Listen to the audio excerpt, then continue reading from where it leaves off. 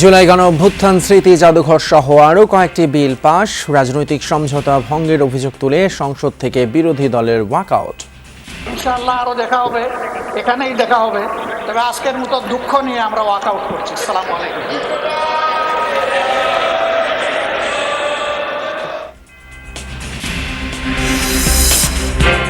হামে ৩ জেলায় আরও ৪ শিশুর মৃত্যু, হাসপাতালে বাড়ছে সংক্রমিত রোগী, প্রকোপ বাড়ায় উদ্বেগ জনমনে। হাম হচ্ছে একটা ছোঁয়াচে রোগ, ওটা তো মনে করেন একটা বাচ্চা থেকে আরো 10টা বাচ্চা ছড়াচ্ছে। টাকা গেলে টাকা পাবো, মানুষগুলো কিন্তু মানুষ পাবো না। সরকারকে দাবিলো আমার বিষয়টা একটু গুরুত্বপূর্ণ, মানে একটু নিজের মতো করে দেখার জন্য। প্রধানমন্ত্রীর উদ্যোগে দীর্ঘদিন পর মালয়েশিয়ায় জনশক্তি রপ্তানির বাধা দূর হচ্ছে, পুত্রজায়ায় আলোচনার পর দুদেশের যৌথ বিবৃতিতে সই। সিলেট সীমান্তে খাসিয়াদের গুলিতে এক বাংলাদেশি নিহত, কক্সবাজারের উখিয়ায় মাইন বিস্ফোরণে গুরুতর আহত রোহিঙ্গা যুবক।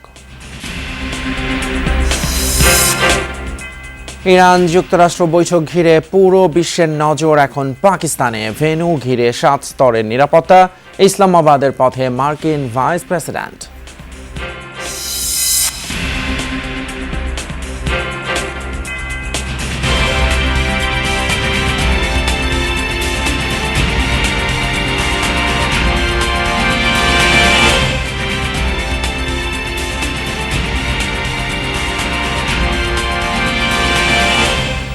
সবাইকে আমন্ত্রণ, যমুনা নিউজে আপনাদের সঙ্গে আছি আমি ফয়সাল তিতুমিন। এতক্ষণ শিরোনামগুলো দেখলেন। জুলাই গণঅভ্যুত্থান স্মৃতি জাদুঘর অধ্যাদেশটি হুবহুর বদলে সংশোধনী দিয়ে বিল আকারে পাশ হওয়ায় রাজনৈতিক সমঝোতা ভঙ্গের অভিযোগ তুলেছে বিরোধী দল। শুক্রবার বিশেষ অধিবেশন চলাকালে সংসদ থেকে ওয়াকআউট করে তারা। রোববার পর্যন্ত মুলতবি করা হয়েছে সংসদ। তার আগে সব মিলিয়ে 133টি অধ্যাদেশের মধ্যে 117টি পাশ করা হয়। স্পিকার, আপনাকে অনেক অনেক ধন্যবাদ। সংসদের প্রথম অধিবেশনের 13তম দিনে এক এক করে সংশ্লিষ্ট মন্ত্রীরা তাদের বিলগুলো উত্থাপন করতে থাকেন। অধিকাংশ বিলে দফাওয়ারি কোনো সংশোধন না থাকায় তা দ্রুত কণ্ঠভোটে পাশ হয়। জুলাই গণঅভ্যুত্থান স্মৃতি জাদুঘর বিল 2026 উত্থাপন করছি। বিপত্তি বাধে সংশোধনী সহ জুলাই গণঅভ্যুত্থান স্মৃতি জাদুঘর বিল 2026 সংসদে পাশ করলে বিরোধী দলের দাবি ছিল বিশেষ কমিটিতে যেভাবে বিলটি এসেছিল সেভাবেই তা পাশ করার।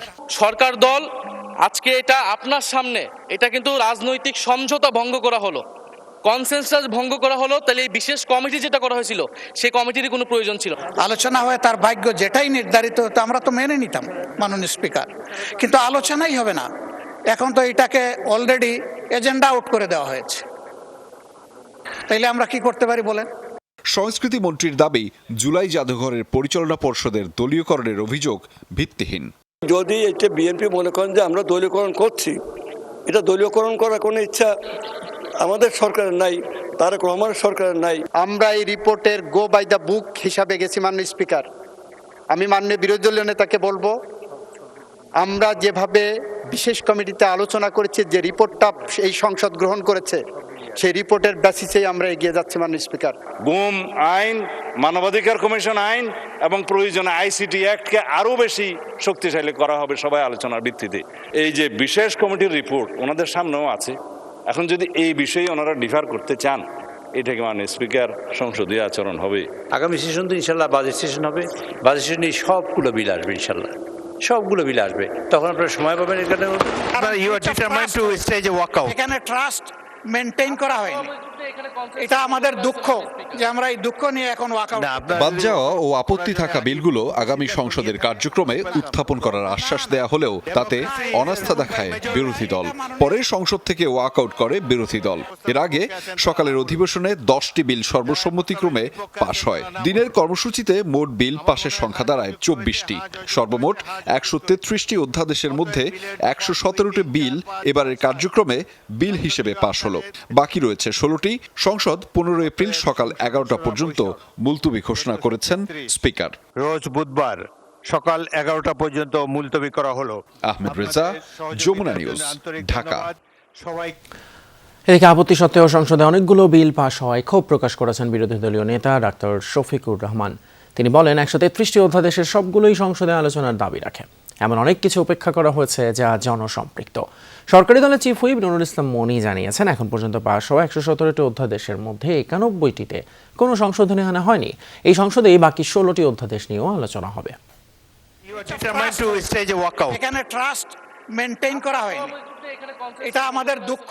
দিনভর আলোচনা, পাল্টাপাল্টি বক্তব্য আর উত্তেজনার মধ্যে সংসদে পাশ হয়েছে একাধিক বিল। শুক্রবার সন্ধ্যায় সংবাদ সম্মেলনে বিরোধী দলের চিফ হুইপ নাহিদ ইসলামের অভিযোগ, বিরোধীদের মতামত উপেক্ষা করে অনেক বিলই পাশ হয়েছে।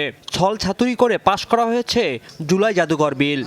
অনেকগুলো গুরুত্বপূর্ণ অধ্যাদেশ সেগুলাও ল্যাপস হয়ে যাচ্ছে এবং সেগুলো আলোচনারও কোনো সুযোগ রাখা হয়নি। ফলে একটি ওয়াদা ভঙ্গের সংসদে পরিণত হয়েছে আমাদের এই সংসদ। ফলে সেই প্রতিবাদে মাননীয় বিরোধী দলীয় নেতার নেতৃত্বে আমরা আজকে ওয়াকআউট করেছি। এবং বিরোধী দলীয় নেতা ডক্টর শফিকুর রহমান বলেন, সরকার গণভোটের রায় বাস্তবায়নে আন্তরিক নয়। বাতিল হওয়া অধ্যাদেশগুলো পরবর্তীতে পাশ করা হবে এমন আশ্বাসেও আস্থা রাখতে পারছেন না তারা। যেগুলা দিয়ে অতীতে ফ্যাসিজম কায়েম করা হয়েছে দফায় দফায়, বাংলাদেশে অসংখ্য মানুষকে হত্যা করা হয়েছে, গণভোট অধ্যাদেশ আছে, এগুলা তারা আনবেন না। তারা আনবেন কোনগুলো? যেগুলাতে ফ্যাসিজম বহাল থাকবে, আনলে কোনো সমস্যা নাই। তাদের কথা রক্ষা করেন নাই, জাতির সাথে রক্ষা করেন নাই। এই আচরণ, স্ববিরোধী আচরণ, আস্থাহীনতার এই যে পরিবেশ তারা সৃষ্টি করেছেন, আমরা এটার জন্য নিন্দা জানাই। তবে বিরোধীদের সব অভিযোগ অস্বীকার করেছেন সরকার দলীয় চিফ হুইপ। তিনি জানান, অধিকাংশ অধ্যাদেশই ইতিমধ্যে বিল আকারে সংসদে পাশ হয়েছে। গণভোটের রায় অস্বীকার করেনি সরকার। আমরা সবাই ঐক্যমত হয়েছি এই 16টা বিল আমরা পরবর্তীতে, এটা ল্যাপস হবে এখন, কিন্তু পরবর্তীতে বিল যেহেতু অধিকতর যাচাই বাছাই, এর মধ্যে ইম্পর্টেন্ট বিল আছে, যেমন ধরেন ইম্পর্টেন্ট বিল আছে গুম কমিশনের বিল আছে, ইম্পর্টেন্ট বিল আছে মানবাধিকারের বিষয় আছে, হাইকোর্টের বিষয় আছে, দুদক আছে। এগুলো ভেরি সেন্সিটিভ অ্যান্ড ভেরি মানে ইম্পর্টেন্ট বিল। আমরা সুতরা বিশ্লেষণ করতে চাই এবং রিয়েলি বিরোধী দল তাতে কন্ট্রিবিউট করতে পারে, তার জন্যই আমরা এই বিলগুলোকে ডিফার করেছি। 117টা অধ্যাদেশ 91টি বিলের মধ্যে পাশ হয়েছে। এদিকে স্থানীয় সরকার প্রতিমন্ত্রী শাহ আলম জানান, শেরপুর ও বগুড়া উপনির্বাচনে বিজয়ী 2 সংসদ সদস্যের শপথ রবিবার সংসদ ভবনে অনুষ্ঠিত হবে। রাজীব আহমেদ, যমুনা নিউজ, ঢাকা। এবারে দেশের হাম পরিস্থিতি। সারা দেশে বেড়েই চলেছে হামের প্রাদুর্ভাব। হামের উপসর্গ নিয়ে বরিশাল, ময়মনসিংহ ও সিলেট মেডিকেলে আরও 4 শিশুর মৃত্যু হয়েছে। এর মধ্যে বরিশালেই প্রাণ গেছে 2 জনের। আক্রান্তদের মধ্যে বেশিরভাগই শিশু। হামের প্রকোপ ছড়িয়ে পড়ায় উদ্বেগও বাড়ছে মানুষের মাঝে। রোগীর উপচে পড়া ভিড়, দেখা দিয়েছে শয্যা সংকট। হাসপাতালের মেঝেতে জায়গা হয়েছে রোগীদের। দক্ষিণাঞ্চলেও হামের প্রকোপে ছড়িয়েছে আতঙ্ক। এই রোগের উপসর্গ নিয়ে বরিশাল শেরেবাংলা মেডিকেল কলেজ হাসপাতালে শুক্রবার সকাল 8টা পর্যন্ত 24 ঘন্টায় সাদি ও রাকিব নামে 2 শিশুর মৃত্যু হয়েছে। এ সময় নতুন করে হাসপাতালে ভর্তি হয়েছে আরও 31 শিশু। এই 2 জন সহ বরিশাল বিভাগে হামের উপসর্গে মৃত্যুর সংখ্যা পৌঁছালো 14 জনে। ময়মনসিংহ বিভাগেও বাড়ছে প্রাণহানি। শুক্রবার সকাল 9টা পর্যন্ত 24 ঘন্টায় ময়মনসিংহ মেডিকেলে হামের উপসর্গ নিয়ে মারা গেছে 1 শিশু। 24 দিনে হাসপাতালটিতে মৃত্যু হয়েছে 10 জনের। নতুন করে রোগী ভর্তি হয়েছে আরও 20 জন। হাম হচ্ছে ছোঁয়াচে রোগ, ওটা তো মনে করেন একটা বাচ্চা থেকে আরো 10টা বাচ্চা ছড়াচ্ছে। টাকা গেলে টাকা পাবো, মানুষগুলোকে তার মানুষ পাবো না। সরকারতে দাবিলো আমার বিষয়টা একটু গুরুত্বপূর্ণ, মানে একটু নিজের মতো করে দেখার জন্য। নবজাতক যে ওয়ার্ড 28 দিনের নিচের বাচ্চারা থাকে, ওইখানে যাদের ভেন্টিলেটর প্রয়োজন হবে তাদেরকে আর আমাদেরকে ঢাকায় পাঠাইতে হবে না, আমরা এইখানে সাপোর্ট দিতে পারবো। Sylhet MAG Osmani medical college হাসপাতালে চিকিৎসাধীন অবস্থায় দিব্য নামে 1 শিশুর মৃত্যু হয়েছে। এ নিয়ে সিলেটে হামের উপসর্গ নিয়ে 3 শিশুর মৃত্যু হলো। বর্তমানে সিলেট বিভাগের বিভিন্ন হাসপাতালে 103 জন রোগী ভর্তি আছে। রাজশাহী মেডিকেলে 24 ঘন্টায় হামের উপসর্গ নিয়ে 29 জন ভর্তি হয়েছে। এখানে গত জানুয়ারি থেকে এ পর্যন্ত চিকিৎসাধীন অবস্থায় 48 জন শিশুর মৃত্যু হয়েছে। এছাড়াও চাঁদপুর, গাজীপুর, শরীয়তপুর সহ বিভিন্ন জেলার হাসপাতালে হামের রোগী বাড়ছে। এদিকে শুক্রবার 6ষ্ঠ দিনের মতো 18 জেলার 30টি উপজেলায় শিশুদের হামের টিকা দেওয়া হয়েছে। 12 এপ্রিল থেকে ঢাকার 2 সিটি কর্পোরেশন, ময়মনসিংহ ও বরিশাল সিটি কর্পোরেশনে টিকা দেওয়া শুরু হবে। শামস তাবরিজ উচ্ছ্বাস, যমুনা নিউজ। দীর্ঘদিন পর মালয়েশিয়ার জনশক্তি রপ্তানির বাধা দূর হচ্ছে। প্রধানমন্ত্রী তারেক রহমানের উদ্যোগে 2 দেশের মধ্যে আলোচনার পর বৃহস্পতিবার পুত্রজায়ায় যৌথ বিবৃতি সই হয়েছে। অভিবাসন ব্যয় কমানো এবং স্বচ্ছ নিয়োগ প্রক্রিয়া নিশ্চিতের বিষয়ে বড় ধরনের অগ্রগতি হয়েছে বলে জানিয়েছে বাংলাদেশের প্রতিনিধি দল। বিদেশে বাংলাদেশের শ্রমবাজারের অন্যতম মালয়েশিয়া, কিন্তু দীর্ঘদিন ধরে নানা জটিলতায় একরকম হাতছাড়া হতে বসেছিল জনশক্তি রপ্তানি। সরকার গঠনের পরপরই বিএনপি সরকার বিষয়টিকে গুরুত্ব দেয়। তারই অংশ হিসেবে প্রধানমন্ত্রী তারেক রহমানের প্রত্যক্ষ উদ্যোগে মালয়েশিয়ার সঙ্গে শ্রমবাজার নিয়ে দ্বিপাক্ষিক আলোচনা করে বাংলাদেশ। দেশটির প্রশাসনিক রাজধানী পুত্রাজায়ায় বৃহস্পতিবার অনুষ্ঠিত আলোচনায় নেতৃত্ব দেন প্রবাসী কল্যাণমন্ত্রী আরিফুল হক চৌধুরী। সঙ্গে ছিলেন প্রধানমন্ত্রীর উপদেষ্টা মাহাদি আমিন সহ উচ্চপদস্থ কর্মকর্তারা। অন্যদিকে মালয়েশিয়ার পক্ষে নেতৃত্ব দেন দেশটির মানব সম্পদ মন্ত্রী দাতো শ্রী রামানান রামকৃষ্ণান। বৈঠক শেষে যৌথ বিবৃতিতে জানানো হয়, নিরাপদ ও সুশৃঙ্খল অভিবাসনের পাশাপাশি মধ্যস্বত্বভোগী বা দালাল চক্র নির্মূলে কঠোর অবস্থানে থাকবে দুই দেশ। বিশেষ করে নিয়োগ প্রক্রিয়ায় স্বচ্ছতা আনতে আধুনিক প্রযুক্তির ব্যবহারের উপর জোর দেওয়া হয়েছে। মালয়েশিয়া জানায়, তারা নিয়োগ প্রক্রিয়ায় কৃত্রিম বুদ্ধিমত্তা বা এআই প্রযুক্তি ব্যবহার করবে, যাতে মানুষের হস্তক্ষেপ কমে এবং খরচ সর্বনিম্ন পর্যায়ে নামানো যায়।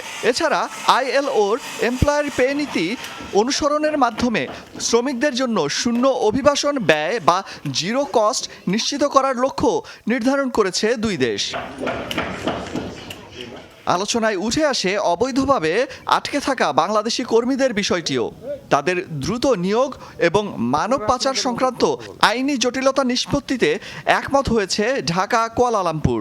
দুই দেশই মনে করছে এই নতুন উদ্যোগের ফলে কর্মী পাঠানোর ক্ষেত্রে দীর্ঘদিনের সিন্ডিকেট প্রথা ভাঙবে। মালয়েশিয়া দীর্ঘদিন ধরে প্রায় 2 বছর ধরে বন্ধ যে শ্রম বাজার রয়েছে সেটা উন্মুক্ত করবার জন্য জোরালোভাবে আহ্বান জানিয়েছি। বৈঠক শেষে উভয় পক্ষ আলোচনা নিয়ে সন্তোষ প্রকাশ করে এবং ভবিষ্যতে নিয়মিত যোগাযোগ বজায় রাখার প্রত্যয় ব্যক্ত করে। বাংলাদেশ প্রতিনিধি দল উষ্ণ আতিথেয়তার জন্য মালয়েশিয়া সরকারকে ধন্যবাদ জানায়। এর আগে বৃহস্পতিবার মালয়েশিয়ার প্রধানমন্ত্রী দাতো সেরি আনোয়ার ইব্রাহিমের সাথেও বৈঠক করেন প্রবাসী কল্যাণমন্ত্রী আরিফুল হক চৌধুরী ও প্রধানমন্ত্রীর উপদেষ্টা মাহাদি আমিন। সেখানেও শীঘ্রই শ্রমবাজার খুলে দেওয়ার বিষয়ে ফলপ্রসূ আলোচনা হয়। অলক হাসান, যমুনা নিউজ। শেরপুর 3 আসনে স্থগিত হওয়া এবং বগুড়া 6 আসনের উপনির্বাচনে কারচুপি, নেতাকর্মীদের উপর হামলার অভিযোগে রাজধানীতে বিক্ষোভ করেছে জামায়াত ইসলাম। বাদ জুমা বাইতুল মোকাররমের উত্তর গেটে মিছিল পূর্ব সমাবেশে দলের সেক্রেটারি জেনারেল মিয়া গোলাম পারওয়ার দাবি করেন, বিএনপি নেতাকর্মীদের জাল ভোট দেওয়ার চিত্র বিভিন্ন গণমাধ্যমে এসেছে। জামায়াত নেতা বলেন, দলীয় সরকারের অধীনে ভোট সুষ্ঠু না হওয়ার প্রমাণ আবারও পাওয়া গেল। 2 আসনে ফলাফল বাতিল করে পুনরায় ভোটের দাবি জানান। এই নির্বাচনের মাধ্যমে মাগুরার চিত্র ফুটে উঠেছে বলে মন্তব্য করেন পারওয়ার। গতকালকে নির্বাচনে আবার প্রমাণ হয়েছে কোন দলীয় সরকারের অধীনে নির্বাচন নিরপেক্ষ হবে না। একতরফাভাবে বিএনপির প্রার্থীরা দখল করে তারা কেটে কুটে ভর্তি করে দিয়েছে। এই নির্বাচন আমরা মানি না, নির্বাচন বাতিল করতে হবে। এই 2টি আসনে পুনর্নির্বাচন দাবি করছে। নারায়ণগঞ্জের সিদ্ধিরগঞ্জে গোদনাইল বার্মা স্ট্যান্ড এলাকায় অবৈধভাবে মজুত করা 13,500 লিটার ডিজেল জব্দ করেছে ভ্রাম্যমাণ আদালত। এ সময় জড়িত 2 জনকে গ্রেপ্তার করা হয়। শুক্রবার সন্ধ্যায় সদর উপজেলা নির্বাহী কর্মকর্তা মোহাম্মদ ফয়েজ উদ্দিনের নেতৃত্বে চালানো হয় অভিযান। নির্বাহী ম্যাজিস্ট্রেট জানান, ট্যাঙ্ক লরিগুলো বৈধ কাগজপত্র দেখাতে না পারায় সেগুলো জব্দ করা হয়। 2টি লরিতে 13,500 লিটার ডিজেল ছিল। এছাড়া জ্বালানি সরবরাহে ব্যবহৃত 2টি ফিলিং স্টেশন মিটার জব্দ করা হয়েছে।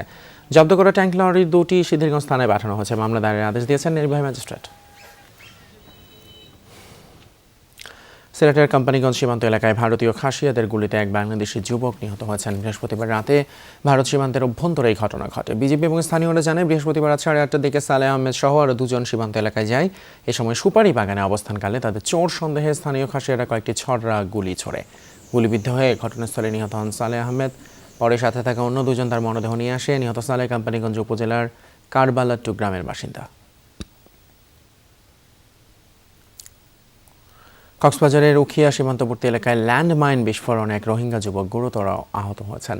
শুক্রবার দুপুরে 0 লাইন থেকে মিয়ানমারের 200 গজ ভেতরে ডাববাগান এলাকায় আরাকান আর্মির পুঁতে রাখা ল্যান্ডমাইন বিস্ফোরিত হয়। গুরুতর আহত হন মোহাম্মদ সাদেক নামের এক রোহিঙ্গা যুবক। বিষয়টি নিশ্চিত করেছে উখিয়া ব্যাটালিয়ন 64 বিজিবির অধিনায়ক। বিজিবি জানিয়েছে বিস্ফোরণের শব্দ শুনে এগিয়ে যান সদস্যরা। এ সময় আহত অবস্থায় যুবকটি বাংলাদেশে পালিয়ে আসে। স্থানীয়দের সহযোগিতায় তাকে উদ্ধার করে হাসপাতালে পাঠায় বিজিবি। আহত সাদেক উখিয়ার রোহিঙ্গা ক্যাম্প 10-এর এ ব্লক 13-র বাসিন্দা। চট্টগ্রামের কর্ণফুলীতে দিদারুল আলম নামের এক ব্যবসায়ীকে হত্যার অভিযোগ উঠেছে। এই ঘটনায় অভিযুক্ত আবু তৈয়বকে আটক করেছে পুলিশ। শুক্রবার রাত 9টার দিকে উপজেলার মজ্জারটেক ইউসিবি ব্যাংকের সামনে এই ঘটনা ঘটে। পুলিশ জানায় নিহত দিদারুল আলম এবং অভিযুক্ত আবু তৈয়ব দুই বন্ধু। নগরীর রিয়াজউদ্দিন বাজারে একটি স্টেশনারির দোকান রয়েছে দিদারুলের। এই দোকানেই চাকরি করতেন আবু তৈয়ব। দীর্ঘদিন ধরে আর্থিক লেনদেন নিয়ে তৈয়ব ও দিদারের মধ্যে মতবিরোধ চলছিল। বিরোধ মীমাংসায় এলাকায় একাধিকবার সালিশ বৈঠক হয়। এরই জেরে শুক্রবার দুজনের মধ্যে হাতাহাতি হয়। এক পর্যায়ে দিদারুলের মাথায় ইট দিয়ে আঘাত করে তৈয়ব। দিদারুলকে উদ্ধার করে হাসপাতালে নেওয়ার পর চিকিৎসক তাকে মৃত ঘোষণা করে। অভিযুক্ত আবু তৈয়বকে আটক করে পুলিশে দিয়েছে স্থানীয়রা।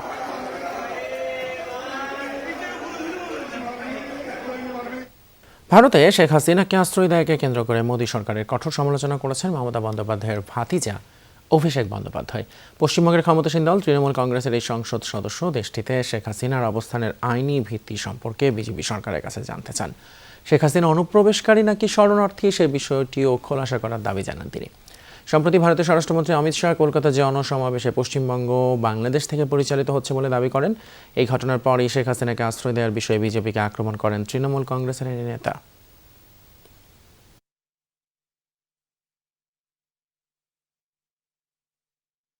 বাংলাকে যদি বাংলাদেশ পরিচালিত করে তাহলে দিল্লিতে শেখ হাসিনা কি করছে?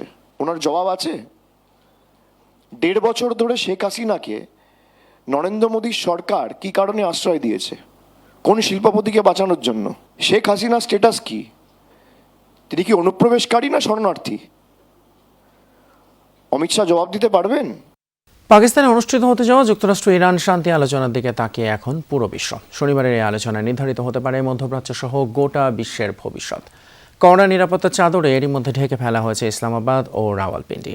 শনিবারের এই আলোচনায় অংশ নেবেন মার্কিন ভাইস প্রেসিডেন্ট জেডি ভ্যান্স, বিশেষ দূত স্টিভ উইটকফ, ইরানের পররাষ্ট্রমন্ত্রী আব্বাস আরাকচি, পাকিস্তানের প্রধানমন্ত্রী শেহবাজ শরীফ সহ 3 দেশের শীর্ষ নেতৃত্ব। যুক্তরাষ্ট্র ও ইরানের মধ্যে সম্ভাব্য শান্তি আলোচনা ঘিরে পাকিস্তানের রাজধানী ইসলামাবাদ এবং ঐতিহাসিক শহর রাওয়ালপিন্ডি যেন পরিণত হয়েছে নিরাপত্তা দুর্গে। ইতিহাসের অন্যতম গুরুত্বপূর্ণ শান্তি আলোচনা আয়োজনের জন্য প্রস্তুত দেশটি। প্রধানমন্ত্রী শেহবাজ শরীফের আমন্ত্রণে আলোচনার টেবিলে বসতে যাচ্ছে যুক্তরাষ্ট্র ইরান। হোয়াইট হাউস জানিয়েছে স্থানীয় সময় শনিবার সকালেই শুরু হবে প্রথম দফার বৈঠক। আলোচনা চলতে পারে সর্বোচ্চ 15 দিন পর্যন্ত। ফলে দীর্ঘ সময় ইসলামাবাদে অবস্থান করতে পারেন প্রতিনিধি দলের সদস্যরা। শনিবারের বৈঠকে মার্কিন প্রতিনিধি দলের নেতৃত্ব দেবেন মার্কিন ভাইস প্রেসিডেন্ট জেডি ভ্যান্স। এরই মধ্যে ইসলামাবাদের উদ্দেশ্যে রওনা দিয়েছেন তিনি। সঙ্গে থাকছেন বিশেষ দূত স্টিভ উইটকফ এবং কূটনীতিক জারেড কুশনার। অন্যদিকে ইরানের পক্ষে নেতৃত্ব দেবেন পররাষ্ট্রমন্ত্রী আব্বাস আরাকচি এবং পার্লামেন্ট স্পিকার মোহাম্মদ বাঘের কালিবাফ। পাকিস্তানের পক্ষ থেকে অংশ নেবেন দেশটির প্রধানমন্ত্রী শেহবাজ শরীফ। উচ্চ পর্যায়ের এই বৈঠক ঘিরে ইসলামাবাদ ও রাওয়ালপিন্ডিতে ঘোষণা করা হয়েছে সরকারি ছুটি। সেনাবাহিনী ও স্পেশাল ফোর্স মোতায়েনের পাশাপাশি গড়ে তোলা হয়েছে পুলিশের এলিট টিম, রেঞ্জার্স, সিটিডি এবং গোয়েন্দা সংস্থাগুলোর যৌথ নিরাপত্তা বলয়। এছাড়া সামরিক যানের বিশাল বহর নিয়ে ওয়াশিংটন থেকে সেখানে পৌঁছেছে 30 সদস্যের নিরাপত্তা দল। রাজধানীর সেরেনা হোটেলে অনুষ্ঠিত হবে এ বৈঠক। নিরাপত্তার চাদরে ঢেকে ফেলা হয়েছে গোটা এলাকা। এমন একটি সংকটের মধ্যস্থতা করছে পাকিস্তান, এতে আমরা গর্বিত। আশা করছি আলোচনার মাধ্যমে সংকটের দ্রুত সমাধান হবে। পাকিস্তানের একদিকে রয়েছে প্রতিবেশী ইরান, যার সঙ্গে সম্পর্ক বেশ জটিল। তেহরানের সঙ্গে আবার পাকিস্তানের সুপার পাওয়ার মিত্র যুক্তরাষ্ট্র এবং আঞ্চলিক মিত্র সৌদি আরব ও তুরস্কেরও বিরোধ রয়েছে। ফলে তাদের জন্য পরিস্থিতি স্বাভাবিকভাবেই জটিল। বিশ্লেষকরা বলছেন দুই পক্ষের সঙ্গে নিয়মিত যোগাযোগ রেখেছেন পাকিস্তান সেনা প্রধান আসিম মুনির। একদিকে যুক্তরাষ্ট্রের সঙ্গে নন ন্যাটো অ্যালাই সম্পর্ক, অন্যদিকে ইরানের সঙ্গে দীর্ঘ 900 কিলোমিটার সীমান্ত, যা দুপক্ষের কাছে গ্রহণযোগ্য করে তুলেছে পাকিস্তানকে। রেজওয়ানা সাইমা, যমুনা নিউজ। বিনামূল্যে হাজারেরও বেশি কিডনি প্রতিস্থাপনকারী ডাক্তার কামরুল ইসলামের সিকেডি হাসপাতালে চাঁদাবাজির অভিযোগ উঠেছে যুবদল নেতার বিরুদ্ধে। জানা গেছে 5ই আগস্টের পর বিভিন্নভাবে চাঁদা দাবি করতে থাকেন ওই যুবদল নেতা। চাঁদা দিতে অস্বীকৃতি জানালে হাসপাতালের পরিচালক ডক্টর কামরুল হাসানকে আওয়ামী লীগের দোসর ট্যাগ দিয়ে হুমকি দেন যুবদলের ওই নেতা। শুক্রবার রাতে প্রায় অর্ধশতাধিক কর্মী নিয়ে হাসপাতালের সামনে মব সৃষ্টি করে যুবদল নেতা মঈন আহমেদ। এ সময় ডক্টর কামরুল হাসানের বিরুদ্ধে বিভিন্ন স্লোগান দেন তারা। ডক্টর কামরুল ইসলাম জানান, বিষয়টি বিএনপির শীর্ষ নেতাদের জানানো হয়েছে।